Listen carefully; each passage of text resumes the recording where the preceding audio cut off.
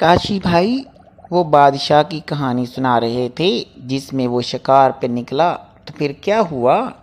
ہاں بھائی، وہ ہوا یوں کہ بادشاہ کو شکار کھیلنے کا بڑا شوق تھا۔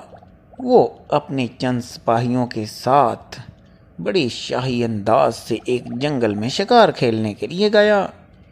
وہ شکار کرتے کرتے ایک ایسی جگہ پہنچ گئے کہ جہاں آگے ندی آ رہی تھی۔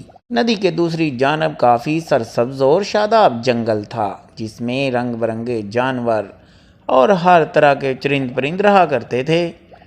تو اس نے کہا بھئی اس ندی کو پار ضرور کیا جائے گا، لہٰذا ان کے پاس کچھ سامان نہیں تھا، کشتیاں وغیرہ اس طرح کا کوئی سامان انہوں نے تیار نہیں کیا تھا۔ اچھا، تو ندی کو پار کس طرح کیا پھر انہوں نے؟ اسی بارے تو بادشاہ سوچ رہا تھا کہ آخر ندی کو کس طرح پار کیا جائے۔ پھر کیا تھا، اس نے اپنے چند خاص لوگوں کو بلایا اور ان کے ساتھ مشورہ شروع کیا۔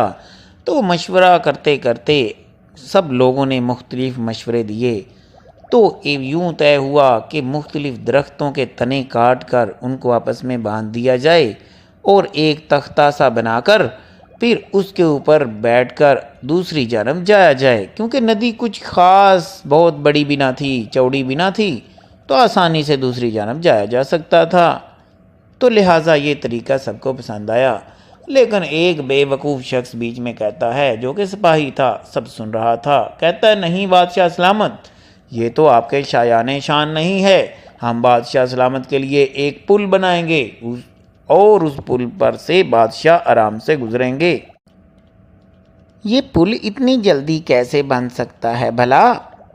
بس یہی بے وقوف تھا، اس نے مشورہ ایسا دے دیا کہ سب حیران رہ گئے اور دیکھنے لگے ایک دوسرے کا منہ کہ اتنی کم مدت میں کیسے پل بن سکتا ہے۔ نہ تو لکڑی کا کوئی پل بن سکتا ہے اور نہ ہی پتھروں کا پل بن سکتا ہے، اور وہ تھا کہ وہ کہتا کہ بادشاہ کے شایان شان ایک پل بنایا جائے۔ لہٰذا ایک بندے نے یہ بات سنی تو اس کی ضد کو چپ کروانے کے لیے اس نے اس کا منہ بند کرنے کا فیصلہ کر لیا اور اسے سمجھایا کہ بھائی بیکار کی بات کرنے سے بہتر ہے کہ منہ بند رکھا جائے۔